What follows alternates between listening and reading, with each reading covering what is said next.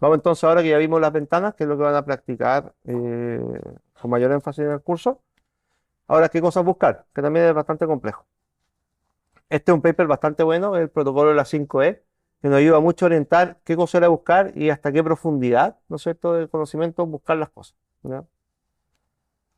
Porque lamentablemente la información que uno puede obtener es bastante básica y como preguntas más detalladas es muy difícil saber cuál es la causa de lo que tiene el paciente, que requiere un estudiamiento muy exhaustivo, que finalmente es lo que hacen los ecocardiografistas.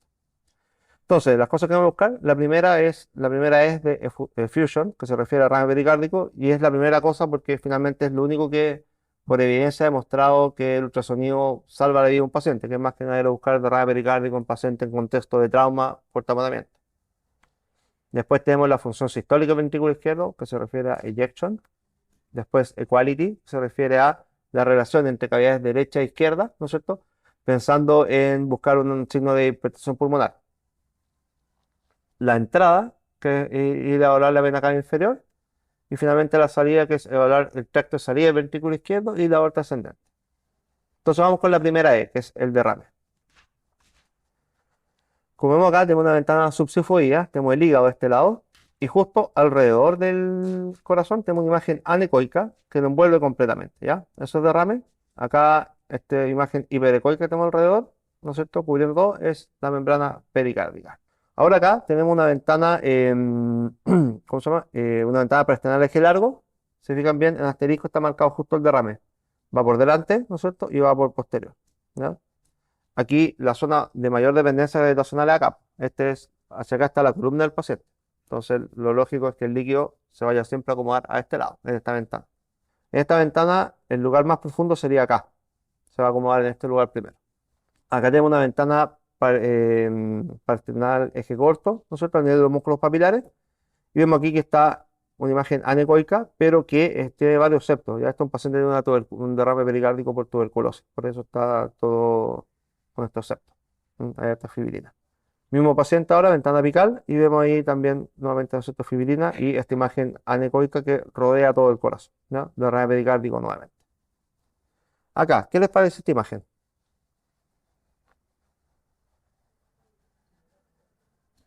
¿Mm? ¿El derrame esto, no? Esto es una ventana parasternal, eje largo, pero está puesto al revés del punto. ¿Ya? ¿Ya? ¿No es cierto? Coágulo o grasa pericárdica. ¿Ya? Más adelante vamos a ver bien el coágulo, pero esto es grasa epicárdica. ¿Ya? Y esto uno lo distingue por la siguiente cosa. Tenemos una imagen, ¿no es cierto?, que uno podría pensar que un coágulo, ¿no es cierto?, porque no es completamente anecoico. ¿Ya? Y hay un poquito o algo que parece derrame como por ahí, pero hacia posterior no veo nada, así que es dudoso que sea derrame. Ahora, para poder distinguirlo o sea, de un coágulo, por ejemplo, ¿ya? Que uno puede decir, hay un poquito de derrame por ahí nomás porque sangró y se puso el coágulo, uno lo distingue primero que nada porque la ecogenicidad que tiene esto es distinto a un coágulo. Se fijan bien, tiene unos puntitos que son hiperecoicos sobre una base que es hipoecoica, ¿no es cierto? Es como gris con puntos blancos. Esa es la grasa, así se ve. Y lo otro importante es que, se fijan bien, esta imagen está pegada, ¿no es cierto?, al epicardio y se mueve junto con el corazón, ¿ya? Cuando es coágulo, es derrame, se mueve independiente, ¿ya? Porque lo va empujando el corazón. En cambio aquí está unido y se mueve en conjunto. Más adelante vamos a ver un coágulo y se van a dar cuenta de la diferencia. Otra cosa acá. Derrame, ¿no es cierto? Envuelve el corazón, envuelve el corazón. De estas dos, ¿cuál es derrame pericárdico? ¿La imagen A o la imagen B? La B, ¿qué es lo que es? Derrame pleural. Muy bien. Para poder distinguir eso, vamos a verlo ahora. El derrame pleural tiene la peculiaridad que como no está metido en el mediastino, ¿no es cierto?, pasa justo por detrás de la aorta descendente, como vemos ahí en la imagen. ¿Ya? En cambio, el derrame pericárdico pasa justo entre medio de la pared posterior del corazón, o sea, la pared inferior del corazón y la aorta descendente, como vemos ahí. Entonces, estamos aquí de derrame pericárdico, donde la imagen anecoica, ¿no es cierto?, se mete justo entre la aurícula izquierda y la aorta ascendente. Por eso es muy importante para estar en largo, siempre ir a mirar hasta este lugar. En cambio acá, que es derrame pleural, si se fijan bien, el líquido, o sea, la imagen anecoica se mete justo por detrás de la aorta, ¿ya? Entonces, derrame pericárdico, derrame pleural. Ahora, si les queda la duda, perfectamente ustedes pueden ir a buscar en otras ventanas más si hay derrame y también ir a buscar los recesos cortofrénicos si aparece esto, ¿no? Entonces, ahora, ya vimos el derrame, es súper fácil de ver, ya no tiene muchas complicaciones, no hay muchos falsos positivos, pero otra cosa muy distinta y bastante compleja es saber si ese derrame está causando un taponamiento cardíaco o no. Como por ejemplo acá tenemos este caso, ¿ya? Se fijan aquí, anecoico, ¿no es cierto?, envuelve todo el corazón, va por ahí, está por acá abajo, y ahí, ¿ya? Donde está la subsifoidea, aquí se ve el coágulo, se fijan bien, tiene un movimiento que es distinto a la pared del ventrículo, ¿ya? No es sincrónico, ¿ya? Entonces aquí tenemos esto, ¿está produciendo taponamiento o no? Lo más importante, más que la cantidad y medir cuánto derrame hay, eso no es tan importante, mucho más importante saber si es que el volumen que está ahí está produciendo suficiente presión intrapericárdica, ¿no es cierto?, para que unida a la presión intratorácica me colapse las cavidades derechas y acabe el gasto cardíaco, acabando el gasto cardíaco, o sea, perdón, acabando el gasto cardíaco el lado derecho, ¿no es cierto?, el lado izquierdo no puede tener volumen y colapsa todo, ¿ya? Entonces, saber eso es lo más importante, más que la cantidad. Entonces, si tengo un paciente con derrame pericárdico en ausencia de shock, tengo dos opciones, ver cómo está la vena cava inferior. Si la vena cava inferior está colapsada, es imposible que mi paciente tenga un taponamiento cardíaco porque no tiene fisiopatología o un shock obstructivo, ¿no es cierto? Si la vena cava inferior está colapsada, significa que el flujo sanguíneo está andando perfectamente y probablemente sea un shock distributivo, un shock hipovolémico, ¿ya? En cambio, si la vena cava inferior está pletórica, eso ahí nos puede orientar o no, porque perfectamente el paciente puede tener otras causas para que tenga la vena cava inferior pletórica y no necesariamente un shock obstructivo. Puede que sea insuficiente cardíaco y estar así hace mucho tiempo, por ejemplo, ¿ya? Entonces, cuando veo la vena cava inferior pletórica, no me descarta el taponamiento, entonces no es tan útil y ahí tengo que ir a ocupar otras pruebas que son mucho más complejas, que es como por ejemplo buscar el colapso del ventrículo derecho en diástole, que es muy difícil de hacer, sobre todo en pacientes taquicárdicos. Ahí lo ideal es tener una tira de ritmo asociado al eco para poder ver en qué parte del ciclo cardíaco estoy para evaluarlo bien. Y la otra que es un poquito más fácil de realizar, pero hay que tener conocimientos profundos ¿cómo se llama?, en ecodoppler, es buscar el pulso paradójico mediante ultrasonido, ¿ya? Acuérdense, el pulso paradójico es cuando yo de repente estoy ocultando que el corazón late, ¿no es cierto? Escucho los latidos, pero no siento el pulso. Ya eso es más que nada porque como estoy colapsando el lado, cosa, está cayendo mucho el gasto cardíaco en el lado izquierdo por el aumento de la presión. Muchas veces el corazón late, pero no genera presión. Entonces no lo escucho con la respiración, ¿ya? O sea, no lo siento con la respiración. Eso es más complejo y igual escapa a lo de este curso. Ya eso lo vemos mucho más en el diplomado y también en los videos de YouTube que les puedo mostrar lo mismo. ¿Mm? Entonces, por ejemplo, poniendo en práctica, aquí tengo dos pacientes con derrame pericárdico, ¿no es cierto? Aquí tengo justo el corazón hacia este lado, esta es una ventana de la vena cava inferior. Entonces está el corazón para acá, el hígado, la vena cava inferior aquí, ¿no es cierto? Corazón acá, el hígado y la vena cava inferior va para acá. Y aquí está justo el diafragma, ¿no es cierto? Y ahí está el derrame pericárdico acá, derrame pericárdico acá. Entonces, en estos dos casos, ¿en cuál de las dos venas, o sea, cuál de las dos venas cava inferiores está varía más, ¿no es cierto? ¿Caso A o caso B? Caso B no varía nada, ¿no es cierto? Entonces, en el caso A es poco probable, como varía mucho esto, es poco probable que esto sea, o sea, este radio pericárdico esté causando la hipotensión del paciente, ¿ya? O que este paciente se vaya a taponar o tenga riesgo de. En cambio, en el caso B no lo puedo descartar y tendría que hacer otras mediciones, ¿ya? Como les decía, esto es bastante difícil, ¿ya? Si el paciente está hipotenso y vemos derrame y no hay otra causa, claro, ahí uno puede asociar a que es un taponamiento cardíaco lo que tiene. Pero en todas otras variables, y sobre todo si el paciente aún no está inestable, cuesta mucho diferencial, ¿ya? Finalmente, si uno va a revisar muy bien la literatura con respecto a hacer el diagnóstico de taponamiento cardíaco, el ultrasonido no es el gold estándar para nada, ¿ya? El gold estándar sigue siendo la clínica. El problema es que cuando la clínica es muy evidente, estamos ya con el paciente demasiado grave y hay muy poco tiempo para poder involucrar a todos los equipos para tratar a ese paciente, ¿ya? Entonces, el ultrasonido nos puede dar como algunas pistas, pero muchas veces puede quedar corto. Entonces, es bastante complejo eso. Ver derrame pericárdico es muy fácil, determinar si el paciente está taponado o no es bastante difícil. Si el paciente está estable y tiene una vena cava inferior colapsada, es poco probable. Si la vena cava inferior está pletórica, podría ser, pero hay que hacer estas otras pruebas que son más complejas. Entonces ya vimos la primera, derrame pericárdico, vamos ahora con la segunda E, que es la función sistólica del ventrículo izquierdo. Existen múltiples formas de evaluar el ventrículo izquierdo, ¿ya? El método que se considera como más estándar, casi gold estándar, es el método de los discos, ¿no es cierto? puede determinar de manera cuantitativa, ¿no es cierto?, la función sistólica, tener un número exacto de cuánto es, o relativamente exacto, ¿ya? Como existen muchos métodos, ninguno es bastante superior al otro. Desde ese punto de vista, lo que está más recomendado para gente del ego como nosotros, ¿no es cierto?, no somos cardiografistas, es una aproximación subjetiva, ¿no es cierto?, ir a mirar cómo están las paredes y con eso hacer una idea en una escala que no es continua, si la función histórica está normal, moderadamente disminuida, severamente disminuida, o al contrario que está hiperdinámico. Y cada uno de estos se relaciona a ciertos valores de función sistólica, ¿ya? Que como les digo, no son continuos, son saltantes. Ahora, lo bueno es que algunos estudios donde comparaban, por ejemplo, cardiólogos con estudiantes de medicina, muestran que ¿cómo se llama? La exactitud para determinar si un paciente tiene una función sistólica normal o severamente disminuida es bastante buena en esos dos grupos, ¿ya? Para ver si el paciente tiene una insuficiencia, o sea, tiene función sistólica moderadamente disminuida o está hiperdinámico es más complejo, ¿ya? Pero nosotros que trabajamos en la urgencia, finalmente lo que más nos interesa es saber si la función sistólica está normal o severamente disminuida. Los otros puntos igual nos pueden ayudar a saber distinguirlo, pero no a marcar gran diferencia. Entonces, finalmente, tener una idea de cómo está la función sistólica del corazón es algo bastante simple y que cualquiera lo puede hacer. ¿Cuáles son las cosas que vamos a ir a hablar? Son tres, ¿ya? Primero, cómo está la excursión del endocardio, cuánto es lo que engrosa el miocardio y cuánto es lo que el velo anterior de la válvula mitral se acerca al septo. Entonces, por ejemplo, acá tenemos que ver las paredes del endocardio, cuánto se acerca uno a la otra. Si se tocan completamente, eso es hiperdinámico. Si no se alcanzan a mover casi nada, ¿no es cierto? Eso es severamente disminuido. Lo que está entre medio sería normal o moderadamente disminuido.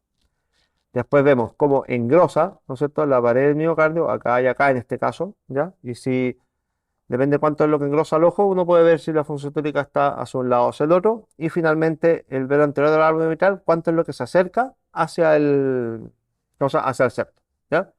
Este último, uno puede también hacer una medición de cuánto está a distancia, justo en el diástole, y ahí poder ver si es que la función tórica está normal o no, ¿ya? Esto no lo recomiendo mucho porque lo ideal es tener una ventana perfecta de un pastral largo y además de eso tienen que asegurarse que el paciente no tenga ni estenosis de la válvula mitral ni tampoco tenga insuficiencia aórtica. Por ejemplo, si hay insuficiencia aórtica, cuando se cierra la válvula sistólica, ¿no es cierto?, del diástole, va a haber un reflujo y ese reflujo, ¿no es cierto?, la sangre va a ir hacia atrás, me va a empujar la válvula anterior, o sea, el velo anterior de la válvula mitral y va a impedir que ésta se acerque mucho, aunque la función sistólica esté buena. ¿Ya? Entonces hay que tener harto ojo y no hay que usarlo eso como parámetro aislado, sino que ocupar todo en conjunto, idealmente en más de una ventana para tener bien idea qué pasa, porque aquí veo el septo solamente y la pared inferior, pero no veo las paredes. ¿Ya? Entonces el engrosamiento, ¿cierto? Y cuánto se mueve el velo anterior de la válvula mitral. Entonces esta es una función sistólica normal. ¿Ya? Ahora vamos al otro extremo, el hiperdinámico. ¿Ya? Esto es bien típico del shock hipovolémico distributivo. Aquí se fijan bien, la excursión del endocardio es máxima, ¿no es cierto? Las paredes se tocan completamente, ¿ya? El miocardio se engrosa bastante, ¿ya? Y finalmente el velo anterior también toca el septo, ¿ya? Entonces esto es hiperdinámico. Aquí es importante porque no es tan simple de ver porque, por ejemplo, acá tengo un paciente taquicárdico versus uno hiperdinámico. Paciente taquicárdico, el corazón se mueve tan rápido que da como la ilusión óptica que se estén tocando las paredes, ¿ya? Entonces que es muy importante poder distinguir una causa de la otra, ¿ya?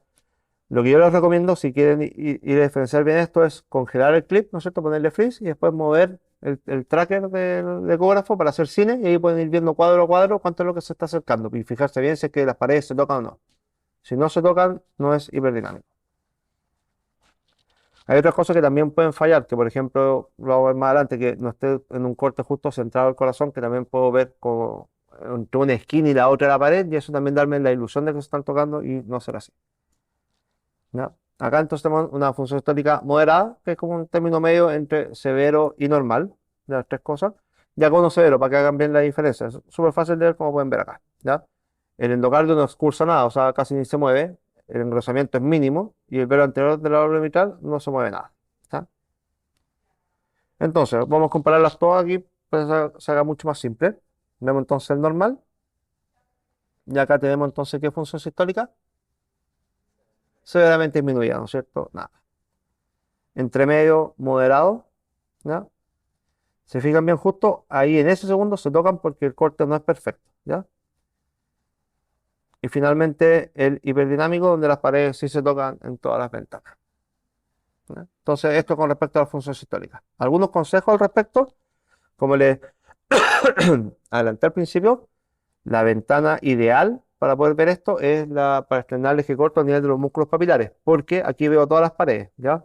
La septal, aquí, la anterior, la lateral, la posterior y la inferior. Entonces, si alguna de las paredes falla, puedo hacer más o menos el cálculo al ojo, ¿no es cierto? Si son muchas las paredes que fallan, ¿cuánto es? Porque si yo estoy solamente viendo dos paredes, esas dos paredes están buenas y no tuve un infarto, por ejemplo, puedo creer que la función histórica es mucho mejor de lo que en realidad es. Entonces, el primer consejo siempre es buscarlo en más de una ventana. Esta ventana en particular es la más representativa, justo a nivel de los músculos papilares, ¿ya? Otra de las cosas que puede ocurrir es que, por ejemplo, acá tenemos el paciente A y el paciente B. ¿Cuál de estos tiene la mejor función sistólica, el A o el B?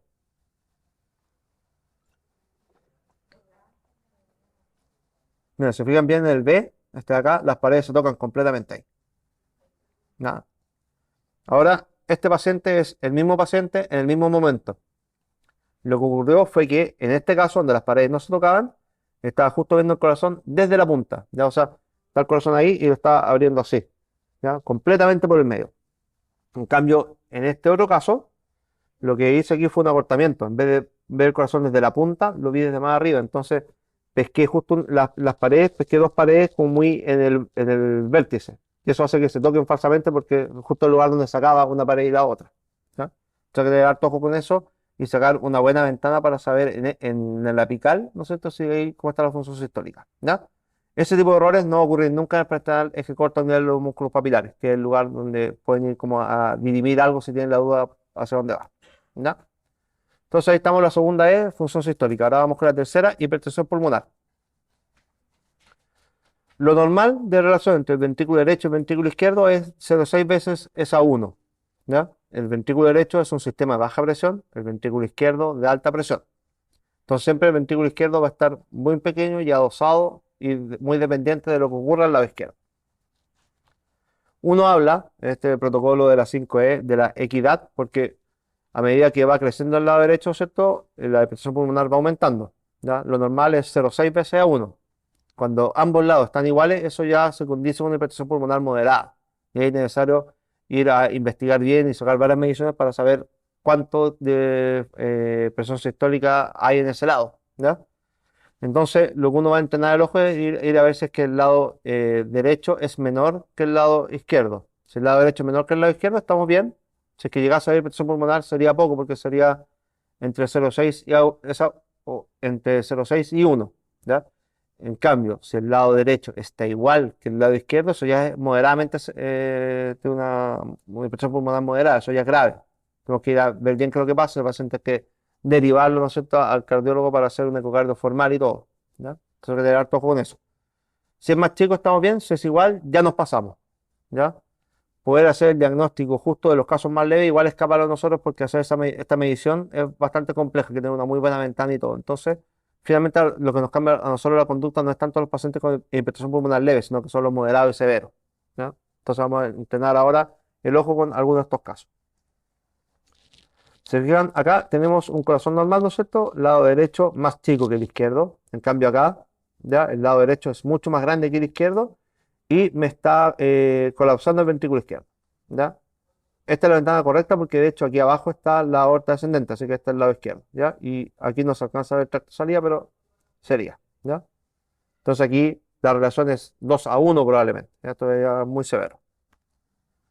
Aquí tenemos varias ventanas de nuevo con lo mismo, ¿ya? Apical cuatro cámaras, ¿no es cierto? Nuevamente el lado derecho mucho más grande que el izquierdo, ¿ya? Nuevamente ahí abajo está la aorta descendente, aquí tampoco se logra ver tracto de salida, pero eso, ¿ya? Aquí tenemos una ventana para extender el eje largo, ¿ya? Donde vemos también que el ventrículo derecho está en este lado.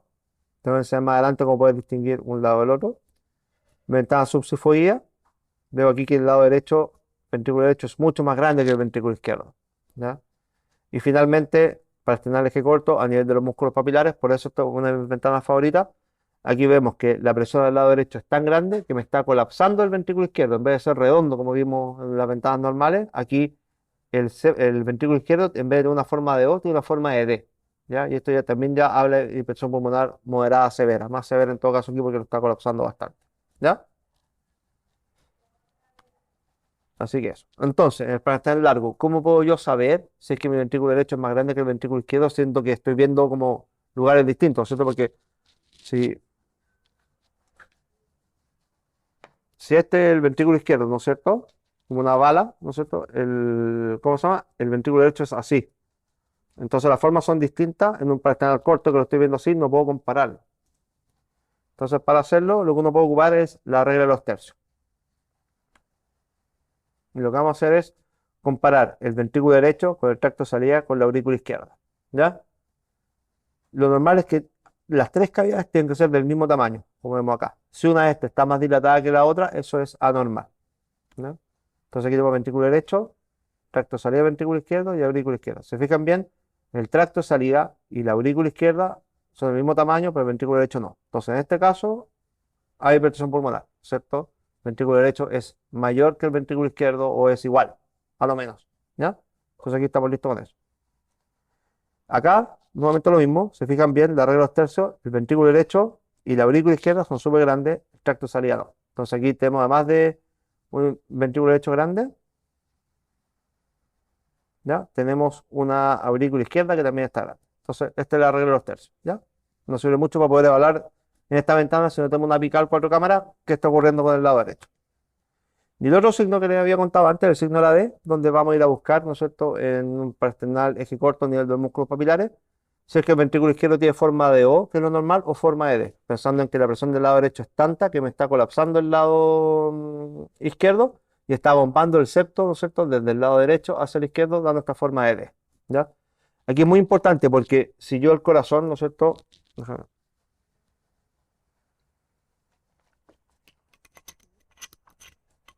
Si el corazón, ¿no es cierto?, que es de esta forma, ¿ya? Lo estoy viendo aquí en eje largo, ¿ya? Después yo lo voy a ver en eje corto, ¿no es cierto? Ya. Si yo justo corto mi corazón, ¿ya? En 90 grados perpendicular, siempre va a ser redondo, ¿ya? Pero si yo, en vez de cortarlo justo perpendicular, en vez de trasladar mi transductor por todo el eje, ¿no es cierto?, abanico, voy a cortar mi corazón en un eje oblicuo. Y como queda oblicuo, me puede dar una falsa imagen de un signo de la D, ¿ya? Fíjense ahora cuando estén practicando los modelos, cuando sacan el eje corto, si ustedes empiezan a abanicar, puede ser que el ventrículo izquierdo, en vez de verse redondo, se vea como forma de D. Y eso no significa que el paciente tenga una alteración. Entonces, en la práctica, cuando ustedes tengan pacientes que vean que tiene un signo de la D, asegúrense bien de abanicar el transductor, porque si al abanicar el signo de la D desaparece, eso solamente que hayan caído en un corte oblicuo, ¿ya? Y no en un corte perpendicular verdadero. Si se mantiene siempre el signo de la D, a pesar de estar abanicando, eso significa que el paciente efectivamente tiene hipertensión pulmonar, ¿ya? Aquí, por ejemplo, estamos viendo lo mismo, ¿no es cierto? Partimos con un signo de la D y al ir abanicando se hace redondo. Otra de las cosas que es muy difícil de evaluar y tampoco lo vamos a ver acá en el curso porque es algo bastante difícil, es poder distinguir si esta hipertensión pulmonar es aguda o crónica, ¿ya?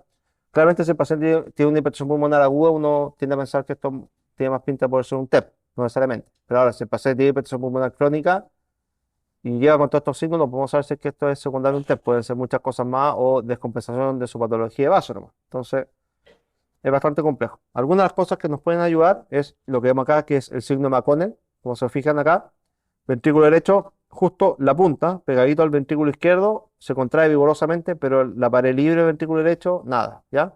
Tiene una hipoquinesia en ese lado.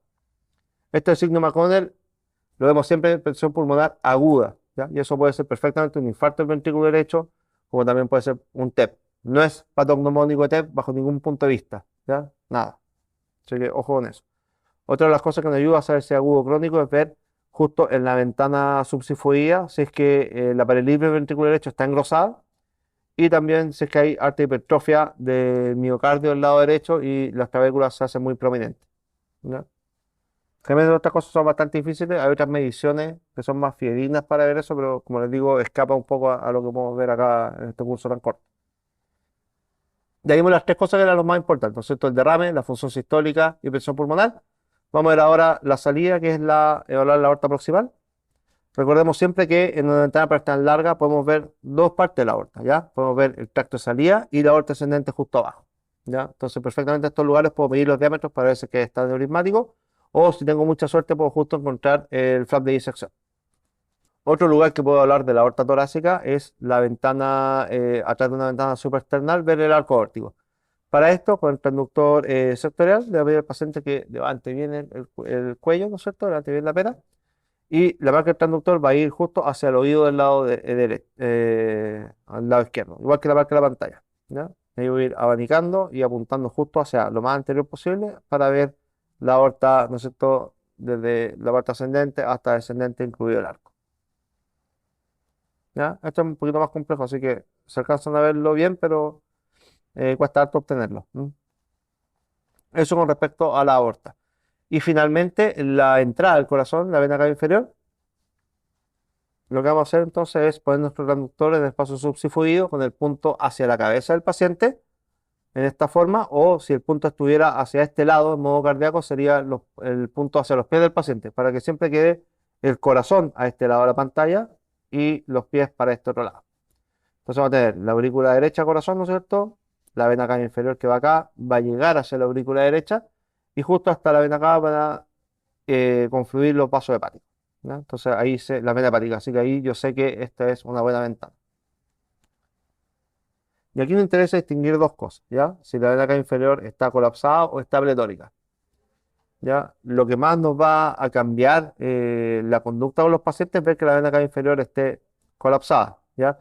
Si está pletórica, como ya vimos antes, por ejemplo, si tengo un paciente que estoy sospechando que tengo un shock obstructivo, si la vena cava inferior está pletórica, no sé si es por el shock obstructivo o lo tenías de antes, ¿ya? Si un paciente tengo la duda si es seguro darle volumen o no, si está pletórica no me dice nada por lo mismo también, porque puede haber estado de antes, no significa que ya esté con mucho volumen puesto, ¿ya?